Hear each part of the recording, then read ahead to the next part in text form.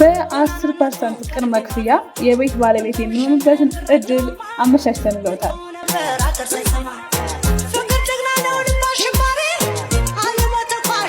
ገርጂ መብራት ኃይል ባለ 3 መኝታ ቤቶችን በ179 እና በ189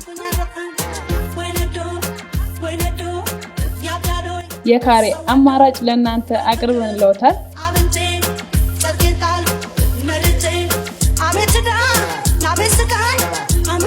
አራት ወለል የመኪና ማቆሚያ ያለውና የመኪና እንዲሁም የዕቃ ሊፍትን ያካተተ ሲሆን የዚህ ዘመናዊ አፓርትመንት ባለቤት ለመሆን ከታች ባስቀመጥነው ስልክ ይደውሉልን።